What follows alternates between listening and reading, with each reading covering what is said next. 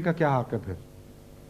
بہرحال یہ اس سے اندازہ ہوتا ہے کہ ان کے جرنلسٹ بھی ان کے ساتھ تھے اور ساری جو مغربی رائے عامہ تھی وہ یہود کا تحفظ کر رہی تھی۔ تو ٹیررزم کی ایجاد دراصل وہاں سے ہوئی ہے، یہود سے۔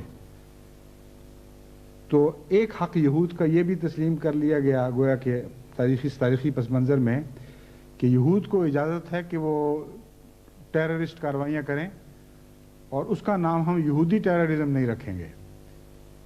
لیکن مسلمان حکومتوں کو اپنے سیاسی مفادات کی خاطر کسی قسم کی ٹیررسٹ کارروائی کی اجازت نہیں۔ اگر کریں گے تو ہم ان کو نہیں، صرف ان کو ہی نہیں بلکہ اسلام کو بدنام کریں گے اور کہیں گے یہ اسلامک ٹیررزم ہے۔ سیکورٹی کونسل کی قراردادوں کو رد کرنے کا حق ہے یہود کو، اور یونائٹڈ نیشنز کے تمام فیصلوں کو تحقیر کی نظر سے دیکھنے اور اس طرح رد کرنے کا حق ہے جس طرح ایک پرزے کو پھاڑ کر ردی کی ٹوکری میں پھینک دیا جاتا ہے۔ اور کسی دنیا کے ملک کا حق نہیں ہے کہ یہود کی مذمت کرے اس بارے میں۔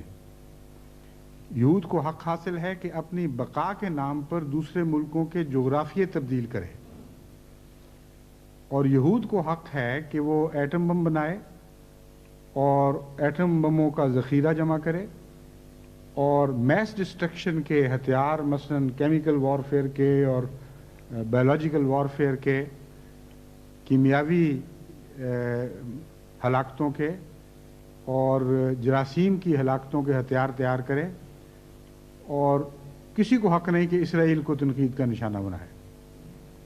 لیکن کسی مسلمان ملک کو یہ حق حاصل نہیں۔ یہ خلاصہ ہے اس تاریخی جد و جہد کا جس کا ذکر میں نے آپ کے سامنے کیا ہے۔ یہ بات قطعی ہے کہ اس پالیسی میں کوئی تبدیلی نہ ہوئی ہے آج تک، نہ آئندہ کی جائے گی۔ یہود کے یہ حقوق قائم رکھے جائیں گے، اور مسلمانوں کی ان معاملے میں حق تلفی ایک مستقل پالیسی کا حصہ ہے جس میں کوئی تبدیلی نہیں کی جائے گی۔ اس کی روشنی میں ہم دیکھتے ہیں کہ صدر بش کا نیو ورلڈ آرڈر کا خواب کیا ہو سکتا ہے، کیونکہ جب تک اس خواب کو نہ سمجھیں ہم ان کو صحیح مشورہ بھی نہیں دے سکتے۔ میں نے جہاں تک غور کیا ہے اس جارحانہ تاریخی پس منظر کے نتیجے میں بش کا امن کا خواب دراصل امن کا خواب نہیں بلکہ موت وارد کرنے کا خواب ہے۔ بعض لوگ غلطی سے موت کو امن سمجھ لیتے ہیں، جس طرح میں نے وہ بیمار گھوڑے کی مثال کئی دفعہ بیان کی ہے۔ ایک گھوڑا بہت بیمار تھا جو بادشاہ کو بہت پیارا تھا، بہت تڑپ رہا تھا۔ بادشاہ نے کہا کہ جو اس کی موت کی خبر مجھے پہنچائے گا اس کو میں قتل کروا دوں گا، اور وہ خدا کی تقدیر چلنی تھی، وہ بیچارہ مر گیا۔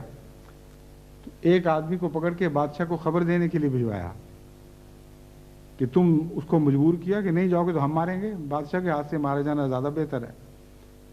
وہ سمجھدار آدمی تھا، اس نے جا کر بادشاہ کو کہا کہ مبارک ہو، آپ کا گھوڑا پوری طرح امن میں آ گیا ہے۔ بادشاہ بہت خوش ہوا کہ اچھا بتاؤ، اور بتاؤ کس طرح امن میں آ گیا۔ اس نے کہا اس طرح کہ پہلے تو اس کی چھاتی کی گڑگڑاہٹ کی آواز میل میل تک سنائی دیتی تھی، اب تو میں قریب بھی گیا ہوں تو کوئی آواز نہیں آ رہی تھی۔ اس کی دھڑکن، دل کی دھڑکن سے لگتا تھا دھرتی دھڑک رہی ہے، زمین دھڑک رہی ہے۔ اب میں نے کان لگا کے دیکھا، آواز ہی کوئی نہیں تھی، بالکل بڑے امن اور سکون سے لیٹا ہوا ہے۔ تو اس نے کہا کہ پھر یہ کیوں نہیں کہتے کہ بدبخت کہ مر گیا ہے؟ اس نے کہا حضور کہہ رہے ہیں، میں تو نہیں کہہ سکتا۔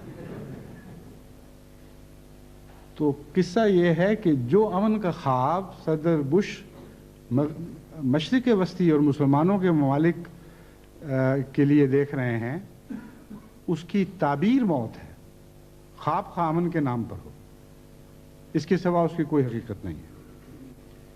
اور جہاں تک میں نے سوچا ہے وہ خواب یہ ہے کہ تیل کے امیر ملک سعودی عرب اور شیخ ڈم ریاستوں وغیرہ کو آمادہ کیا جائے گا کہ وہ بھیک کے طور پر اپنی تیل کی آمد کا ایک حصہ ان عرب ممالک میں تقسیم کریں جو تیل کی دولت سے محروم ہیں یا بہت تھوڑا تیل رکھتے ہیں، اور اس کے نتیجے میں جس طرح امریکن ایڈز کے ذریعے تیسری دنیا کے ملکوں کو غلام بنایا جاتا ہے، عرب ملکوں کو بعض عرب ملکوں کا غلام بنا دیا جائے، اور اس کے نتیجے میں جو سٹرنگز ایڈز کے ساتھ وابستہ ہوا کرتی ہیں، اسی قسم کی سٹرنگز اس مالی امداد کے ساتھ بھی لگا دی جائیں۔ امریکہ کی مالی امداد، جسے امریکن ایڈ کہا جاتا ہے، ہمیشہ بعض سیاسی مسالے کی شرائط رکھتی ہیں جو امریکہ کے مفاد میں ہوتی ہیں۔ اس ایڈ کے ساتھ بھی کچھ شرائط ہیں جو اسرائیل کے مفاد میں ہوں گی اور مغرب کے عمومی مفاد میں۔ وہ شرائط یہ ہوں گی کہ یونائٹڈ نیشن میں جھگڑا نہیں لے کے جانا، بلکہ یونائٹڈ نیشن سے باہر امریکن سرپرستی میں یہود کے ساتھ معاملات طے کرو، اور یہ ضمانت دو کہ آئندہ کبھی اس علاقے میں تم کسی قسم کی جنگ کی ضرورت نہیں کرو گے۔ اس بات کی ضمانت دو کہ جہاں یہود ایٹمی اسلحہ بناتا رہے گا اور میس ڈسٹرکشن کے دوسرے ہتھیار تیار کرتا رہے گا، تم میں سے کوئی کبھی ایٹمی اسلحہ بنانے اور میس ڈسٹرکشن کے ہتھیار بنانے کے خواب بھی نہیں دیکھے گا۔ یہ دو بنیادی نقوش ہیں اس امن کی خواب کے جو صدر بش نے دیکھی ہے، اور آپ دیکھیں گے کل کہ اسی طرح وہ ہوگا۔ اس خواب میں بعض اور حصے بھی ہیں، وہ ہو سکتا ہے پورے ہوں یا نہ ہوں۔ ایک حصہ یہود کو بعض اقدامات کرنے پر مجبور کرنے سے تعلق رکھتا ہے۔ مراد یہ ہے کہ یہود کو یہ کہیں گے، یعنی یہود کہنا غلط ہے، یہود میں سے بعض بہت شریف النفس ایسے یہود بھی ہیں آج جو اسرائیل کے شدید مخالف ہیں اور ان کی پالیسیوں کو رد کرتے ہیں، اور ان کو دنیا کے لیے ہی نہیں بلکہ خود یہود کے لیے بھی نقصان دہ سمجھتے ہیں۔ بس جب میں لفظ یہود کہتا ہوں تو ہرگز مراد نہیں کہ یہود قوم کو بحیثیت مجموعی مردود کر رہا ہوں، میری مراد اسرائیل سے ہی ہوتی ہے۔ بہرحال اسرائیل کو پر وہ یہ دباؤ ڈالنے کی کوشش کریں گے، یعنی خیال ہے ان کا، یہ گمان ہے، خواب ہے کہ وہ کلیتاً گولان ہائٹ کا علاقہ خالی کر دے اور جارڈن کے مغربی کنارے کا علاقہ خالی کر دے۔ اس کے نتیجے میں وہ وہاں صلح کروا لیں گے۔ یہ بات قطعی ہے کہ گولان ہائٹ کا پورا علاقہ اسرائیل کسی قیمت پہ خالی نہیں کرے گا، اور یہ بات قطعی ہے میرے نزدیک کہ جارڈن کے مغربی کنارے پر جو یہود کا تسلط ہے وہ اس کو ختم نہیں کرے گا۔ لیکن اس کے باوجود ان کے تمام الائز، یعنی عرب مسلمان الائز، ان کی کارروائیوں سے راضی ہوں گے اور جس سمجھوتے کا میں نے ذکر کیا ہے اس میں شامل ہو جائیں گے۔ وجہ یہ ہے کہ مغربی اردن پر یہود کے تسلط کا نقصان صرف فلسطینیوں کو اور شرق اردن کو ہے،